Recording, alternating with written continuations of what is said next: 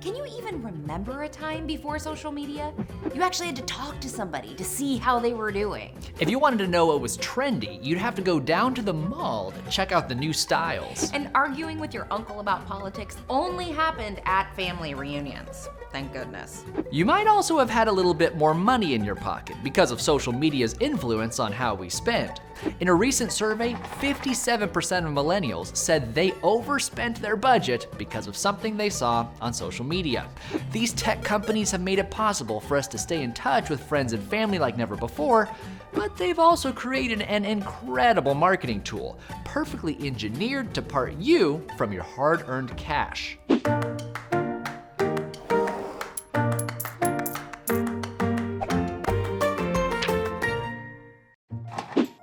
Social media is such a constant part of our lives. It's often hard to step back and see the many ways it affects our spending habits.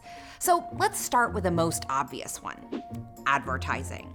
Since ye old shopkeeper posted a flyer in the town square, advertising has become a centuries-long arms race to capture consumers' eyes and dollars.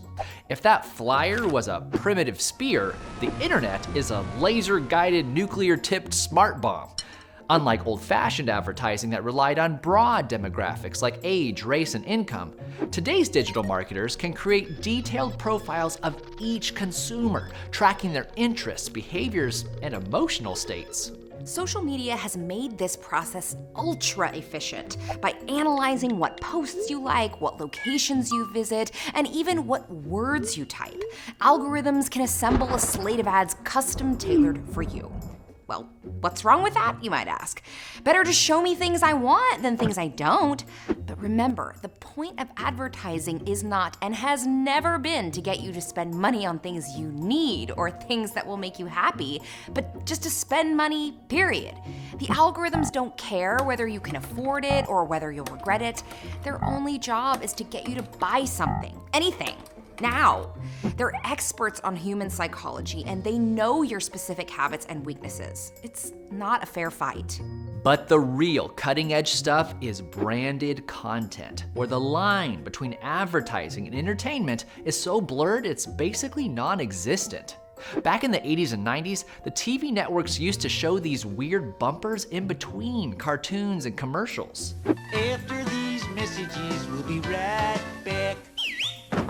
I didn't think much about it at the time, but those bumpers were actually mandated by the Federal Communications Commission because they worried that children cannot distinguish conceptually between programming and advertising.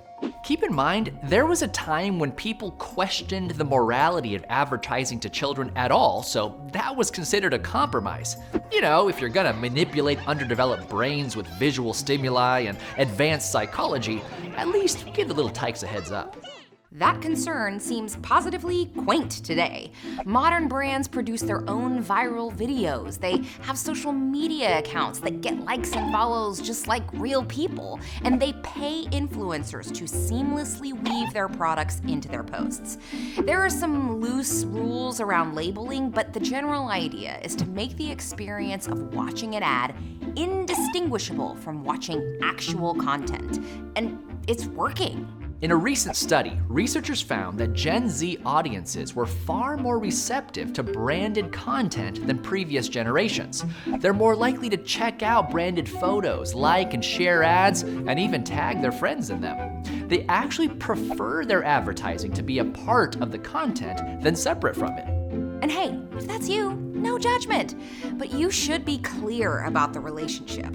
These ads may feel no different from authentic content, but unlike a musician, artist, or other creator whose goal it is to make you laugh, dance, cry, or think, brands are only after one thing: your money.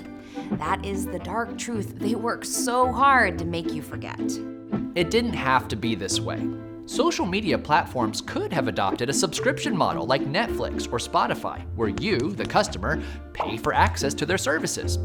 But sites like Facebook, Twitter, and Instagram instead decided it would be more profitable to treat their advertisers as the real customers, and the product they sell them is you. But we're not entirely blameless in this process.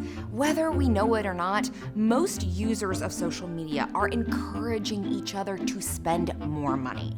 In the early part of the 20th century, there was a popular comic strip about a family who, obsessed with their social status, was always trying to match the fashionable lifestyle of their neighbors.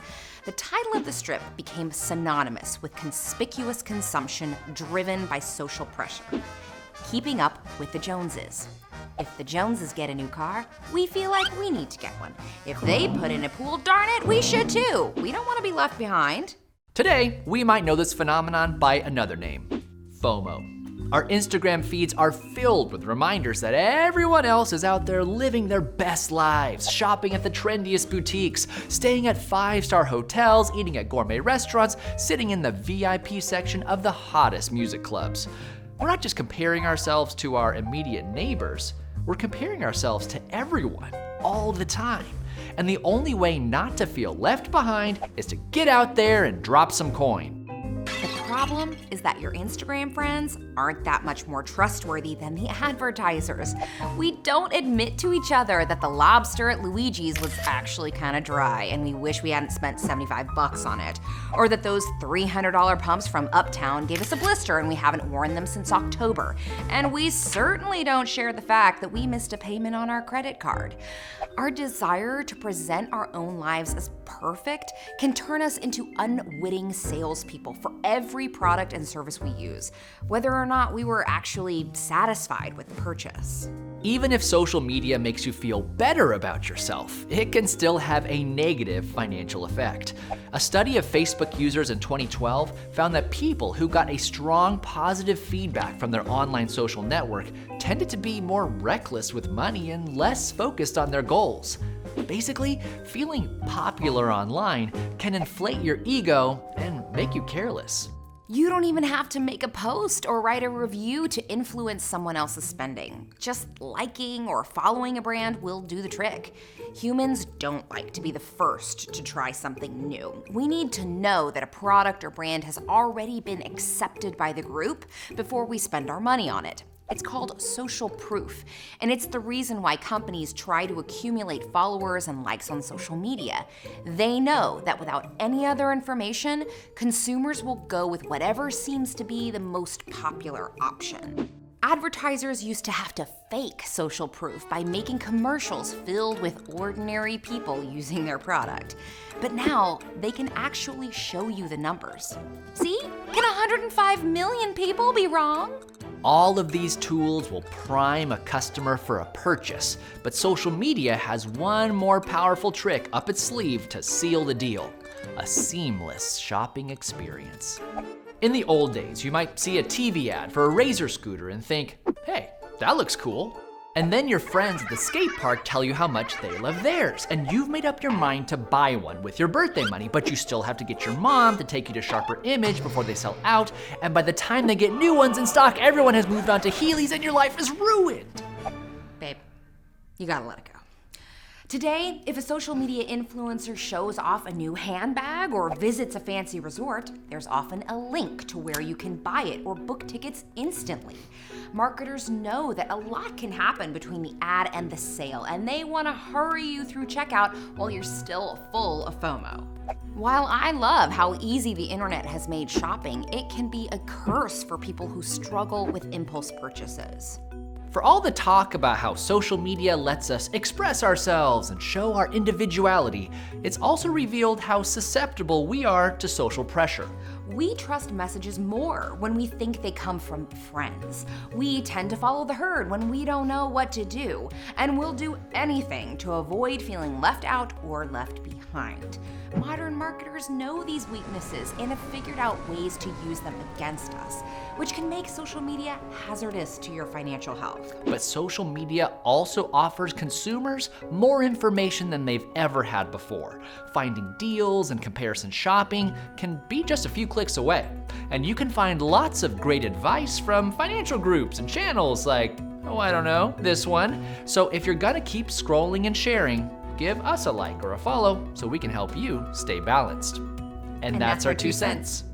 Thanks to our patrons for keeping 2 Cents financially healthy. Click the link in the description to become a 2 Cents patron. If you want to know more about how advertisers follow you through cyberspace, check out our video, How Retailers Stalk You Online.